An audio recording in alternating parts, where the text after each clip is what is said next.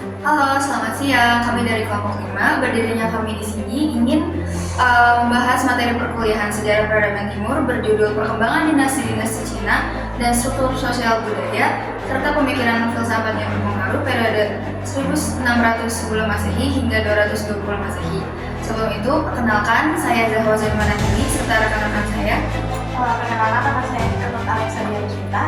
Perkenalkan nama saya Alika Delia. Perkenalkan, nama saya Pramudiki Afrianto. Halo, perkenalkan nama saya Asmadi Lestewan. Apa itu dinasti Shang? Dinasti Shang adalah dinasti pertama dalam sejarah Cina. Dinasti ini berdiri sejak 1600 sebelum Masehi hingga 1050 sebelum Masehi. Alasan dinasti ini menjadi yang utama dalam peradaban Cina adalah karena ditemukannya tulisan di Anyang dan Zhengzhou. Pendiri dinasti ini adalah Kaisar Tang yang bergelar Yanyi atau Yi Surgawi. Wilayah kekuasaan dinasti Shang meliputi Hebei, Shaanxi, Gansu, dan provinsi Anhui. Kehidupan sosial budayanya adalah barang-barang dari perunggu pada saat itu telah memasuki level tertinggi dan paling bagus di China.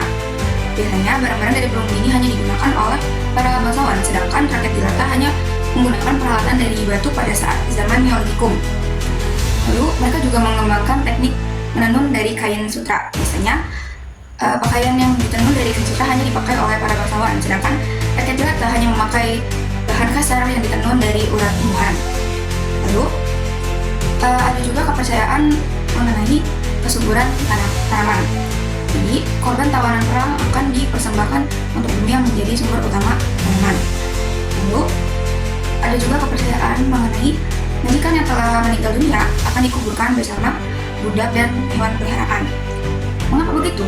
Ini dikarenakan semua barang yang dimiliki atau dipunyai oleh bangsawan akan ikut bersamanya hingga dia tiada. Sebenarnya hewan peliharaan termasuk para pelayan atau budaknya itu adalah hal yang mereka miliki. Dan yang terakhir adalah ramalan tulang atau tulang ramalan atau yang bisa disebut sebagai oracle bones. Apa itu oracle bones? Jadi ini adalah cara para bangsawan untuk memprediksi masa depan. Bagaimana caranya?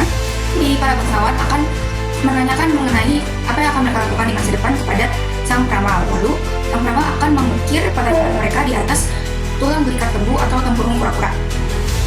Selanjutnya, para peramal akan membuat lubang yang sesuai dengan pertanyaan tersebut. Lalu tulang belikat tersebut atau tempurung kura-kura akan dipanaskan hingga membentuk retakan.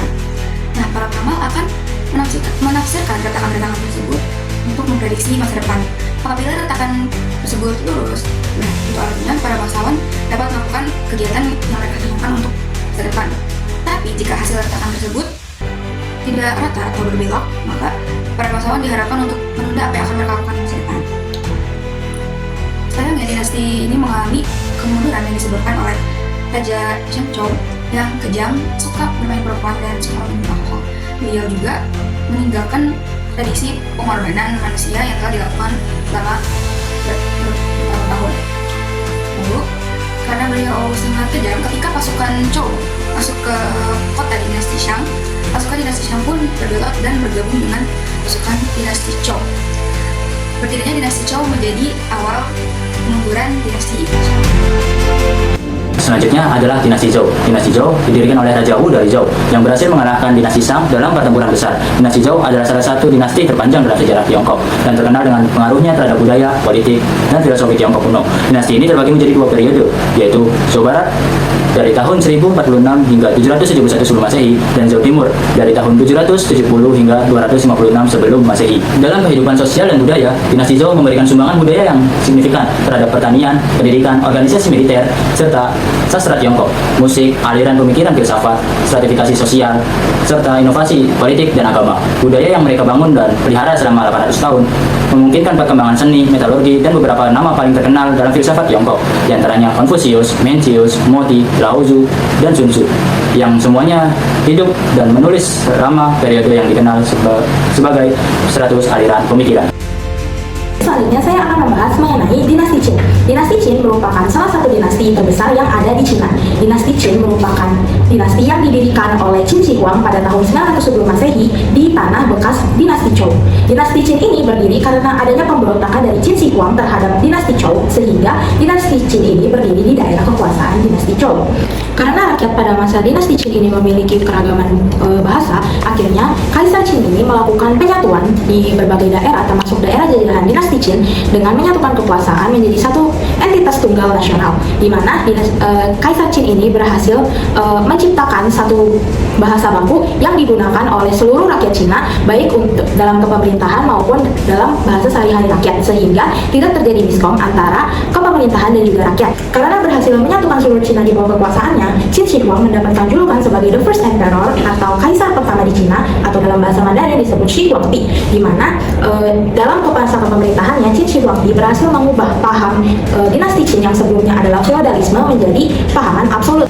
Nah, dinasti Qin ini juga terus melakukan pengembangan proyek karena dinasti Qin ini menerapkan sistem penghapusan tuan tanah, sehingga tanah-tanah yang ada di dinasti Qin ini terus melakukan perubahan dan pembangunan untuk memperbesar wilayah kekuasaan dinasti Qin. Salah satu pembangunan proyek yang masih ada sampai saat ini adalah tembok raksasa Cina. Nah, tembok raksasa Cina ini merupakan tembok besar yang ada di daerah utara. Nah, tembok besar ini dibangun untuk mempertahankan kekuasaan dinasti Qin di daerah utara dan melindungi bagian sisi utara dari dinasti Qin dari serangan negara-negara lain.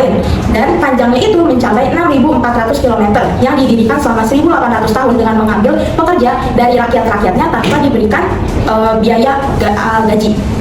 Selain itu, ada juga makam Kaisar Qin yang dibangun atas inisiatif Kaisar Qin sendiri untuk mempersiapkan kematiannya, karena dinasti Qin ini mempercayai bahwa ada kehidupan setelah kematian. Dinasti Han didirikan oleh Liu Bang, seorang yang merupakan seorang petani yang berhasil mengalahkan Xiang Yu. Liu Bang mengangkat dirinya sebagai kaisar dengan gelar Han Guadi. Dinasti Han membentang ke Asia Tenggara sampai ke sebagian Vietnam. Masa dinasti Han dibagi menjadi dua periodisasi, yaitu dinasti Han Barat pada 206 sebelum Masehi hingga 9 Masehi dengan ibu kota di Chang'an, dan dinasti Han Timur pada 23 Masehi hingga 220 Masehi dengan ibu kota di Luoyang. Pada masa ini, masyarakat diperintahkan oleh kaisar dengan berbagai kekuasaan dengan para pejabat, atau ahli, dan bangsawan-bangsawan seni feodal. Hukum, adat, sastra, dan pendidikan, dinasti Han dipadukan oleh sistem filsafat dan etika Konghucu. Walaupun pengaruh dan Taoisme masih sangat dirasakan, pada zaman dinasti Han dilakukan kegiatan ilmiah seperti penelitian, penulisan, dan pendidikan buku-buku ilmiah yang mulai dikembangkan. Kebijakan ini berhasil membangkitkan semangat berkarya dan berprestasi para ilmuwan, sehingga terciptalah seismograf pertama atau alat pencatat getaran bumi ketika terjadi gempa bumi, dan gnomon atau petunjuk kedudukan matahari untuk mengetahui waktu, sehingga dengan mudah melakukan pembagian waktu. Konfusianisme yang merupakan ajaran Konfusius tentang moralitas, etika, dan hubungan antar manusia. Pengaruh Konfusianisme memiliki dampak positif dan negatif pada budaya Tiongkok. Sepanjang dinasti Han dan seterusnya, prinsip-prinsip Konfusianisme mempengaruhi banyak aspek budaya, termasuk pemerintahan, pendidikan, perdagangan, dan sistem peradilan. Konfusianisme tidak hanya mempengaruhi cara masyarakat Tiongkok beroperasi, ada penekanan kuat yang ditempatkan pada pendokumentasian sejarah. Selanjutnya ada Taoisme, yaitu pemikiran Laozi tentang konsep dasar Wu Wei atau konsep dasar tanpa usaha. Wu Wei adalah salah satu konsep paling mendasar dan penting dalam filsafat Taoisme. Wu Wei sendiri mengajarkan cara hidup yang selaras dengan alam dan mengikuti aliran alami kehidupan tanpa memaksakan kehendak. Berikutnya ada Buddhisme, yakni pengaruh ajaran Buddha di Cina dan integrasinya dengan budaya lokal. Buddhisme membawa konsep-konsep mendalam tentang penderitaan, karma, reinkarnasi, dan pencapaian pencerahan. Konsep-konsep ini berinteraksi dengan filsafat-filsafat Konfusianisme dan Taoisme yang sudah ada, membentuk sintesis unik dalam pemikiran Tiongkok. Selanjutnya ada legalisme, yang merupakan pendekatan pragmatis dalam pemerintahan, hukum, dan disiplin. Filsafat ini mencapai puncaknya pada masa dinasti Qin, di mana Kaisar Qin Shi Huang menerapkan prinsip-prinsip legalisme untuk menyatukan Tiongkok. Dan yang terakhir ada Yin Yang, yakni konsep dasar kosmologi Cina kuno yang mampu mencerminkan polaritas maupun keseimbangan dalam alam semesta. Konsep ini menggambarkan dualitas dan kesatuan dari segala sesuatu di alam semesta. Konsep Yin dan Yang adalah sebuah metafora untuk menggambarkan kompleksitas alam semesta. Konsep ini mengajarkan tentang pentingnya keseimbangan, saling melengkapi, dan transformasi dalam kehidupan. Sekian